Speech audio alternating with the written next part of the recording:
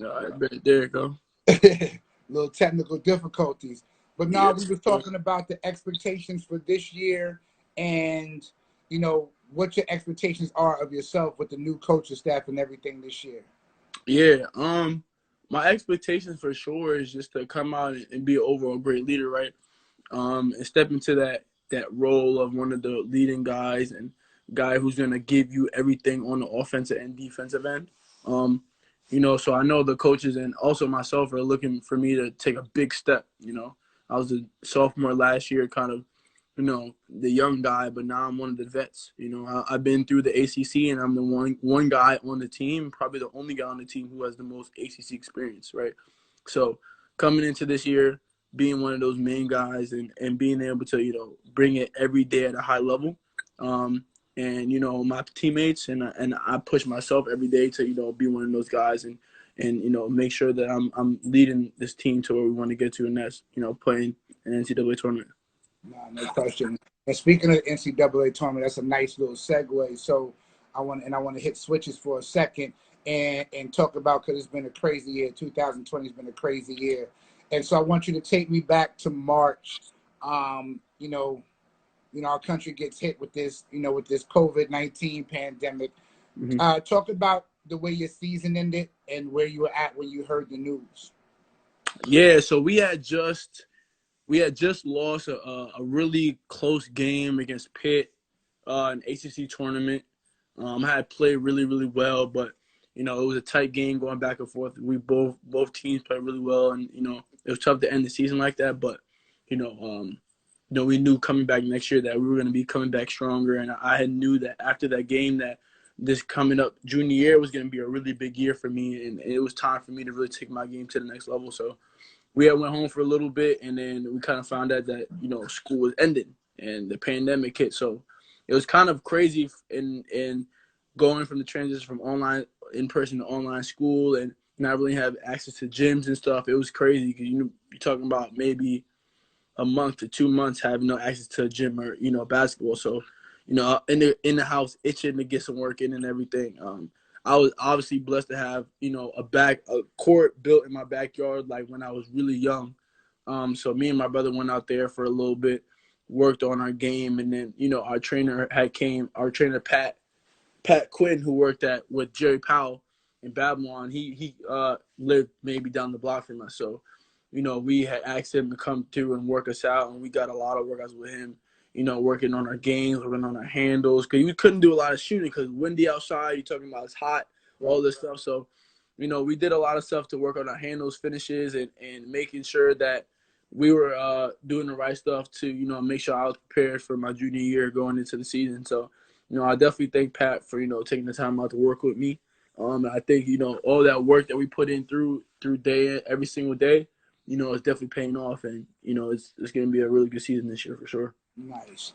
And then, obviously starting with we talk about George Floyd and we talk about, Breonna Taylor, and then, so, Black Lives Matter kind of became a big deal in our country. Yeah. Um, Once the George Floyd murder happened, um, talk to me about, if you're willing to share with me, how your coaches handled the team. Like, what was the initial way that you guys were brought together on that?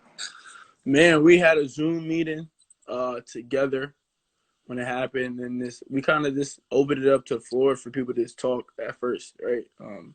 It was hard for a lot of us being black men on our team, and especially the coaches at the time. We all just kind of sat and just talked for maybe about an hour to 2 hours, just about how we felt and the experiences that we've had with police brutality and just any ways that we could, help each other.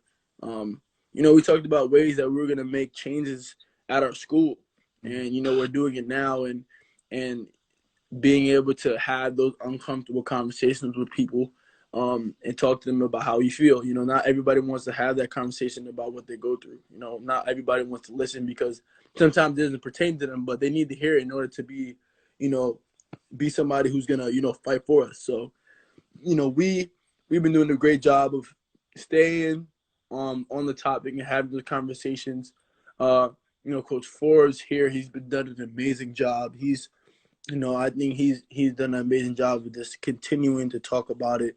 He just bought us these racial injustice calendars for the entire team, where each day it talks about something that happened to an African American person, in every single day on in the 12 months. So, he's been doing a great job of making sure that we're being educated about it, and he's just been a great person who's like, yo, I'm gonna fight with you guys. I'm gonna stand with you guys. If you guys don't want to play, I'm with you. If y'all want to do this, I'm with you. So he's been a great person to have, and a great head coach, and he's been doing a great job of, being there for us. Nice, very nice. So, as one of the leaders on campus and as a black man, like, what's your feelings now? How has this changed how you feel walking around as an African American male? Yeah, I mean, especially at Wake Forest, it hasn't changed for me because it's a predominantly white school. And for me, I've been at predominantly white schools since since eighth grade, right? Going into that boarding school situation, it was something that I kind of understood who I was, and boarding school really opened my eyes to, I'm a black man in the black world, in a white world. Like, this is what it is, like. And the way I've walked around, the way I've, carried myself, and the way that I've just seen the world, I've seen it in a different lens. And obviously, walking around, I have a lot more confidence in myself now at Wake Forest, and understand, like, yo, I'm not going to change who I am for anybody. Like, I don't care where I'm at. I don't care who you are. I don't care what situation I'm in. I'm me. Like, that's who I'm going to be. I'm not going to change how I talk because I got to be more proper in this situation. Like, I'm gonna talk how I talk, and I'm gonna talk about who I am. So, but especially, it's just, now more than ever, that conversation, and the understanding, especially at a being at a predominantly white school, of being able to talk to people if they're wrong. Like, if somebody says something, or I hear somebody saying something that's not really right, I'm like, yo, I gotta check them. Like, yo, listen, like, what you said was not cool. Like, you can't be saying that. So it definitely gives me the courage to be able to talk to people, and make sure, like, yo, listen, like, this is not okay, and educate people about, what to say and what not to say in situations. So. Nah, I like that. I like that. Very well said. So, you talked about your Sundays. You touched on your Sundays a little bit, and you know, talk about this. Talk about this. This little dream of a little bit of Tiger Woods up in you right now. Talk about how you started working on your off season with this golf game a little bit. Yeah, so I got back to school around July, um, and I knew that the season was going to be a grind, right? You got a new coach, trying to understand a new coach, and everything with the team, and I knew it was going to be a lot on me mentally, right? Just being able to take on that leadership role and be a leader, and read different types of books. So, a really good mentor of mine, John Walton, who's a reverend here at Wake. Um, he used to work at Harvard. So, one day he asked me, like, hey, have you golfed before? And I was like, I've been to putting. I did putt-putt golf before. I went to the golfing range and maybe hit two balls into the range, but I never really golfed before. So he was like, yo, come out um, to the golf course with us, and, we can go out and talk, and just hit some balls. I'm like, sure. So the golf course that we go to is all black owned. It's an all black owned golf course. So it was just amazing to me to be able to see so many, you know, men of color there, running their own golf business in the game that people will probably think is predominantly white, right? So, them being able to have their own club, their own course, and, hearing their stories about how they grew up and how they got into the game of golf. It was amazing, man. It was just amazing to be around the presence of all those men, and hear their stories, and it was just great. So I went there, got out there, and I had probably haven't swung a golf club when I got there in probably 2-3 years. And I got out there, we went onto the driving range, and I just started swinging, and I was hitting them, and I was confused because I had never hit. I hadn't hit a golf ball like that in forever. So they're like, yo, you look like Bo Jackson out here. So at first they was calling me Bo Jackson because I could probably drive a ball, 200 feet, but I couldn't chip for nothing. Right when I got to the green, it was just chaos. Yeah. So after that, I really was like, yo, I want to get good at this. Like it was just amazing to be out there and to clear my mind on a Sunday afternoon and just be able to play a game of sport other than basketball and put my time into, really getting better at the game. So every Sunday since July, I've been on the course working on my game and, using it as an outlet to, clear my mind, get my mind and my body ready for the week coming up for basketball. I dragged some of my friends along, and actually maybe about a month ago, I got the entire team and Coach Forbes out to the course with me. So as a whole team and the coaching staff, we all went out to the course and got onto the course, hit some balls to the driving range. Some guys did a little bit of lessons, and we got onto the course and played some holes. So it was a great experience for everybody. I think everybody loved it and saw how the game of golf can really expand your mind and make you focus on the little details that are super similar to the game of basketball. You're talking about chipping and little things and being able to bend your knees and making sure your degrees are right. Same thing with your jump shot. If your jump shot's off a little bit, you're going to miss. So, it really opened a lot of guys' eyes up to similarities between golf and basketball. And for me, it's just been a great outlet for me to be able to just take my time and spend some time, away from the court to just clear my mind and get myself ready for sure. No doubt about it. So I want to I want to go back to talking to some of the young bucks out here. And so the first question I want to ask is the advice that you would give a kid. They're being recruited. They're being recruited by coaches. Coaches come to their house to come visit. What types of questions should kids be asking coaches? You know what I mean? Because now you're there, right? So beyond playing time, like what should you ask a coach that you should really know about that maybe you didn't ask when you were being recruited? Yeah, definitely ask what's your, first of all, for me, I was always a guy, and my family was always big on the strength conditioning part, right? Nutrition part was a big thing for me. And we actually obviously asked those questions, but definitely make sure you ask those questions about the strength and conditioning and your nutrition, because that's a big part of the game. Like, you talking about, you get up to ACC level and those high level conferences, you're talking about dudes at 6'8", 240, dudes at 6'10", 300 pounds, guards at 6'1", 190, 200. Like, it's a man's game when you come up here, right? So if you're not physically prepared for that game, it's going to be tough to battle. You have some people that can do it because they're just really that skilled, but at the end of the day, it's a flaw that, really can hold you back. Obviously also talk about, now in this day and age, just now, talk about what's the coach doing to be able to talk about social justice. I think right now in this day of age, that's important, because you want to make sure that if you go into a situation as a black man and you go to a situation or a school, you want to make sure that your coach is going to have your back. You want to make sure that your coach is going to advocate for you. You want to make sure that if you really want to speak out or go to a protest, he's going to let you go, So that's definitely something to ask too. And then just what's your role? What does the coach see in you? What does he see for you in the future? What does he see for you when you get on campus? What's your role going to be? Talk to them about that, because some coaches might have a different role for you than what you expect for yourself. And that doesn't say that your role that you have for yourself can't be built when you get there, but you have to understand what your role is going to be when you get there, so you don't go there expecting to play 20, 25 minutes to be the man and take 12 shots, when in reality you playing 15 to 20 and you may be taking only 6. And then now you go there like, yo, this wasn't promised, because in your head, you had this preconceived conception of what your game was going to be. But, make sure you go in there so when you get there, all right, this is what my role is now. And whatever I got to do in order to increase that role, that's what I'm going to do. So I think that's probably the two most important things, is knowing what your role is going to be and what the coach looks for your role to be. And, is the strength conditioning part, and also the school part as well. School's a big thing. So asking, how they handle school, tutors, if you need extra help, the ways that they handle that, that school process as well.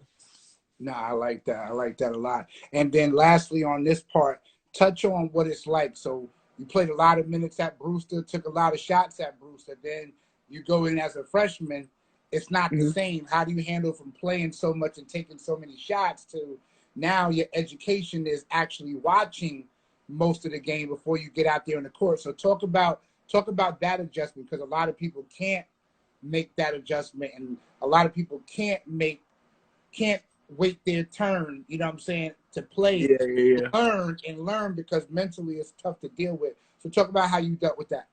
Yeah, man. I mean, at first it's tough, right? It's frustrating because you come from a high school, especially me at Brewster, right? Where I'm like, yo, I played against the highest dudes. Like all the dudes I was playing with is at high level schools. Like I know I can hoop and do what I was doing at Brewster at this level. Um, and I think it really hit me where I was like, yo, this game is different when I played my first ACC game as a freshman, right? And that game, I was like, yo, it's different. Like this is a different beast. Like the knapsack was a different beast, and I handled it, but the ACC is different. Talking about you could go from Duke and beat Duke to playing BC the next game, who just lost 5 straight and lose to BC. Like it's a different beast. You're talking about everybody on the court can hoop. Everybody, like no matter who comes in the game, no matter what team you playing at, night in and night out, you gotta be ready to play your best game at all times. At Brewster, we'd play some small teams like a Hotchkiss or whatever. Like, all right, we're gonna beat them by 30, 40 points, right? We already know we about to smack them. So I'm gonna go in there and lollygag on the left line, and I'm gonna come in and throw some crazy oops off the glass or throw it to my guy. He gonna bobble it, but still be able to dunk it. Right. Nah. ACC, yo, if you don't come ready to play every night, you're gonna get blown out by 20. No matter if the team is 4-13 or if they 10-0 in the conference, you're gonna get blown out regardless if you don't come ready to play. So the transition at first was really hard for me, understanding that yo, my role is different, right? But then I understood like yo, my turn is gonna come if I put the work in. That's where the grind and the work really, I've always understood the grind and the work, but that's where it really showed. Like if you want to get those minutes, put that work in. Like put it in. Like no matter what you gotta do, like be in that gym grinding every day, and your chance is gonna come. So now I think that really happened for me. Like you know, going into the second half of my sophomore year, I sat down with my dad and was like, yo, like I'm playing a lot, but I'm not playing when I want to. And then he was like, yo, let's do it, like let's grind more. Like let's do it more. Like you're in the gym, but we gotta get in there more. I called Pat, like, yo, Pat, I need help. Like, what we doing? Like, he's like, yo, this is what you gotta do. Get in the gym, and he sent me a little workout to do, and I did it every single day after practice. Like after practice, before practice, I was in there like working. And the second half of my season, I averaged maybe like 14, 15 points, 5 games straight. Had really big games, really big game against Duke at home. And that really carried me to that next step of where I wanted to go. So I noticed like, yo, like, all right, if I want to be great and I want to be that guy who gets drafted and here's my name on draft night, that work got to be put in. So, taking, understanding that your time's going to come, but while you're waiting for that time, you got to grind. It's not going to be given to you at no level of college basketball. D1, D2, D3, JUCO, somebody's grinding and is grinding because they want that same opportunity that you got. So, No doubt. No doubt. So as we get ready to wrap this thing up, man, I got two last questions that I want to ask. mhm. So number one, what position you most comfortable at? I'm really comfortable at the three. Okay. I think the three is my most comfortable spot because, especially in the office that we play now, I have a lot of opportunities to, either, create a lot of mismatch problems, especially, even right now in our offensive system right now, the 3 and the 4 are probably my two most comfortable spots because if I play at the 4, I got a big on me now. So I'm gonna be all right. I got a big. I'm gonna ISO him out on a wing and go to work. If we do a little 2-3 ball screen and that two switches on me, yo, you going right to the block and I'm Right. taking you and I'm going to work down there. So The 3 and the 4 right now are my really most comfortable spots, being able to use my size and my ability to shoot over the little guys, but then using my quickness to be able to play around the bigs, and then being able to create from my own shot for sure. All right. So second part to that question, I'm gonna put you at the 3. Mm-hmm. Give me the 1, the 2, the 4, and the 5, and you won't lose with that team. Cool. What pool do I get to choose from? You talking about my team, or are you talking about anybody in the country? NBA. NBA. Woo. All right. So I'm at the 3, right? Yeah. LeBron gotta be in there, so I'm throwing LeBron at the 1 for me, because Okay. I think that he's gonna be able to facilitate Okay. and being there for me, right? Okay. At the 2, I'm gonna put Steph at my 2, right? I Okay. want Steph to play off the ball. He gonna hit shots off the ball. And I understand that he can be a point guard, but I just think if I have LeBron facilitating at the 1 spot, and you talking about trying to chase Steph Curry off down screens, Yeah. that's crazy, Yeah. right? I'm gonna throw for my 4-man. I'm gonna put AD.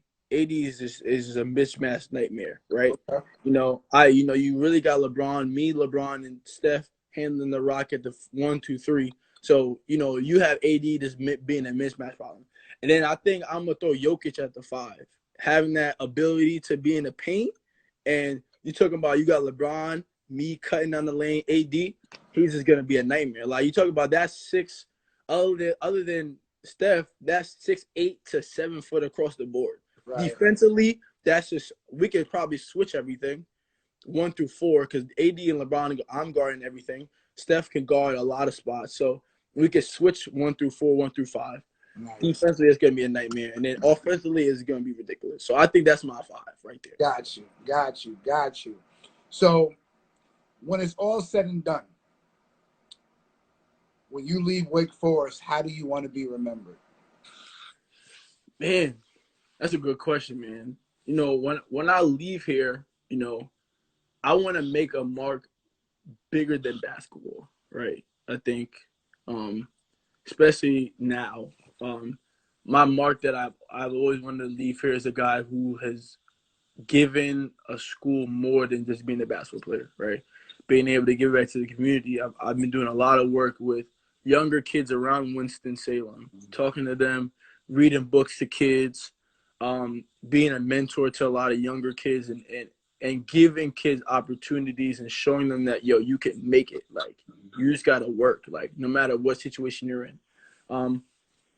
Being an advocate for, other kids, and for my teammates and for coaches, being a guy who's just well liked around campus, being a guy who's always spoken, who people spoke greatly of, and talked about stuff other than his game. Obviously, my game will speak for itself, and hopefully one day I can have one of my number hung up in the banners in the gym.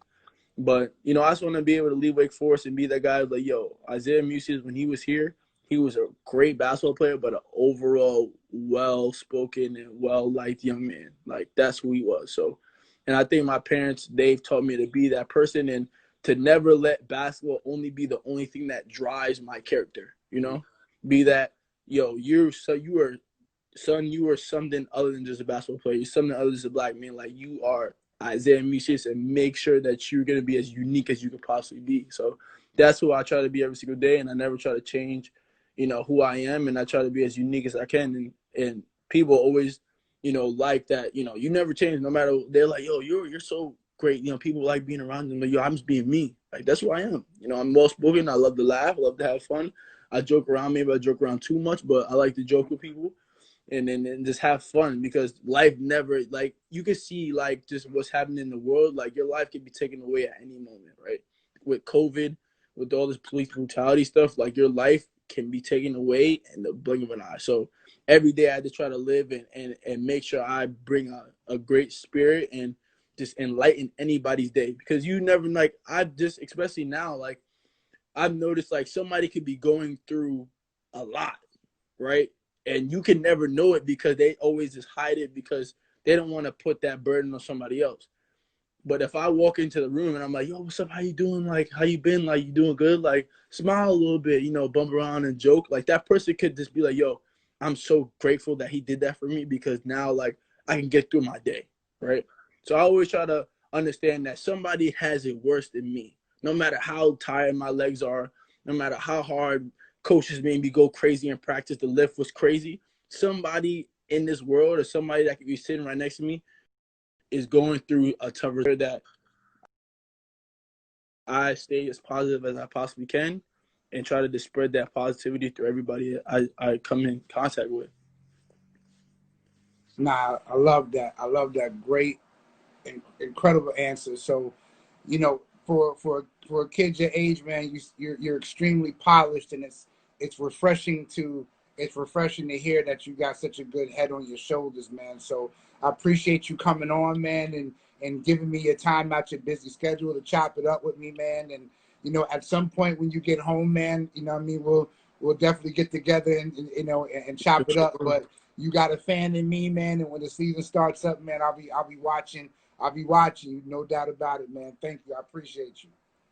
Appreciate you, man. Thank you for having me. It's definitely great to be able to chop it up with people back home and show people, especially, you know, from where I'm from in Long Island, that you could do it. Like, you know, there's a lot of kids from Long Island and East Patchogue, Bellport area that, you know, don't really have the opportunity to, you know, be great. So being in this situation I am now and coming from where I came from, I always, when I go back home, I talk to, you know, the younger kids. And when I go to the Boys and Girls Club to get my workouts in, I told them, like, yo, like, you can do this, bro. Like, it's hard, but if you really want to be great, like, do it. Reach for them dreams, like, reach for those goals, because they're not unreachable if you put that work in and you just dream. Like, you know, you can make those a reality. So I just want to be able to be a living, walking, breathing version of those realities and dreams that those little kids have, you know, for themselves. So No doubt, man. I appreciate you, man, and we'll definitely be in touch.